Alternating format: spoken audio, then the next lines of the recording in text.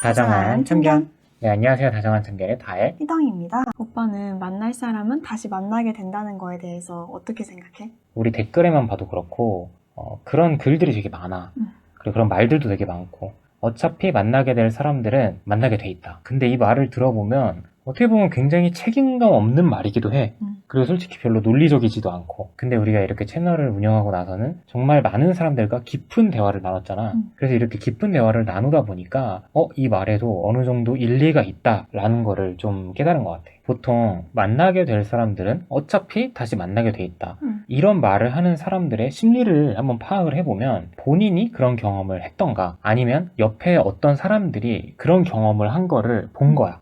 쟤네는 둘이 만날 때는 정말 서로가 없이는 죽어도 못 살 것 같은 존재였고, 그만큼 깊은 사랑을 나눴는데 헤어졌다. 근데 몇 년 후에 보니까 다시 잘 만나고 있더라. 이제 그런 사람들을 보면서 어차피 만나게 될 사람들은 만나게 돼 있구나, 이렇게 말을 하는 거란 말이지. 근데 그런 사람들의 가장 최근에 다시 만나기 직전의 모습을 보면 내가 이 사람에게 뭘 하려고 하지 않았기 때문에 그런 말을 할 수 있는 거란 말이야. 내가 막 연락도 하고 지지고 볶고 다시 만나달라고 애원을 하면서 어차피 만나게 될 사람들은 만나게 되지 않을까요? 이런 말을 하진 않는다는 거지. 이런 점으로 비춰봤을 때 내가 이 사람과 다시 만나려고 애쓰고, 이 사람이 지금 나랑 만나고 싶어 하지 않는데 내가 다시 만나고 싶다는 이유로 다시 만나달라고 애원하고 심지어 차단까지 당하는 그런 상황이 와서 못 만나는 사람들보다는 오히려 누군가 나한테 너 요즘에는 걔 생각 안 나? 다시 만나고 싶진 않아? 이런 질문을 했을 때 뭐 언젠가 만나게 되면 만날 수도 있고 아니면 많은 거죠. 이렇게 대답을 하는 사람들이 더 잘 되는 비율이 많을 것 같은 이유가, 적어도 이런 사람들은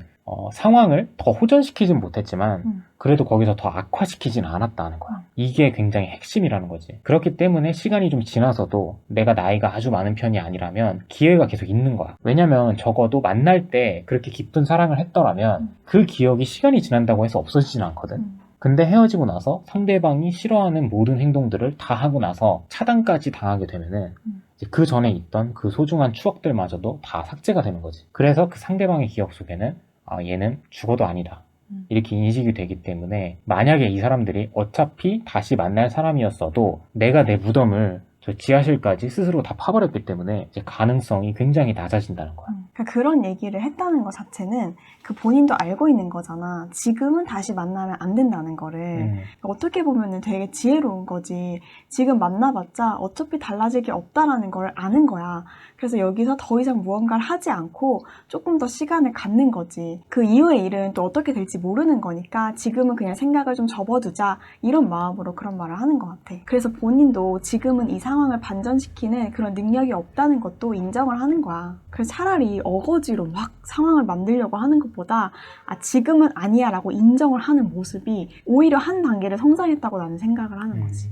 제가 이런 부분을 느끼게 된 것도 이제 많은 사연자분들, 구독자분들을 통해서 더 느끼게 된 건데, 일단 이 사람이 내 옆에서 사라졌다고 생각을 하면은 적어도 그 순간을 넘긴 다음에 그 슬픈 순간을 넘기고 나서 다시 도전을 하든지 해야 되는데, 그 상황을 겪지도 않고 겪기 싫으니까 상대방에게 다가가서 다시 만나달라고 한다는 말이야. 그러니까 우리랑 얘기를 잘 나누고 스스로 어떤 방향으로 하면은 좋을지 알겠다고 하셔놓고도 계속해서 스스로 무덤을 파는 모습을 보면 전 진짜 너무 안타까울 때가 많은 것 같아요. 사람의 마음과 의지가 정말 연약하다고 생각을 했던 것도, 저희 사연자분께서 정말 3개월 동안은 자기 스스로 발전하는 시간을 갖겠다고 말씀을 하셨어요. 저희와 함께 어느 정도 다짐을 하셨는데, 혹시라도 그 사이에 그럴 일은 없겠지만 상대방에게 연락이 오더라도 지금은 내가 그걸 극복할 수 없으니까 최소한의 본인이 정해놓은 3개월이라는 시간은 갖겠다고 하셨는데, 정말 말도 안 되게 한 달 있다가 연락이 오신 거예요. 근데 그분이 그 당시에는 저희한테 얘기를 해주지 않으셨고 헤어지고 나서 다시 또 연락을 하셨더라고요. 상황이 이렇게 돼서 만나게 됐는데 또 헤어지게 됐다. 그래서 본인이 정답을 알고 있는데도 하지 못한다는 거는 철저하게 정말 본인의 잘못이기 때문에 앞으로라도 같은 실수를 반복하지 않으셨으면 좋겠어요. 저는 오히려 초반에 연락을 하고 싶었었어요. 근데 그때 지인이 지금은 아닌 것 같아 라고 말을 했었거든요. 그러니까 저도 제가 생각해도 지금은 아닌 것 같은 거예요. 그러니까 나중에 사람 일은 어떻게 될지 모르니까 만날 수도 있겠지만 지금 만나봤자 다시 헤어지기 뻔하다는 것도 저 스스로 알고 있었던 것 같아요. 그러니까 진짜 시간이 오래 지나고 나서 먼저 연락이 왔던 것처럼 지금 당장 내가 무언가를 할 수 없다는 걸 알면 일단은 가만히 있는 게 가장 좋은 것 같아요. 그래서 저도 이런 분들의 이야기를 많이 들으면서 느낀 점은 지금 당장에도 본인의 감정을 잘 컨트롤하지 못하는 분들은 뭐 어쩔 수 없이 그 사람과는 인연이 아니라고 생각을 해요. 정말 간절하시다면 간절하신 마음이 크신 만큼 저희의 영상을 보시면서 스스로 마인드 컨트롤을 잘 하셨으면 좋겠어요.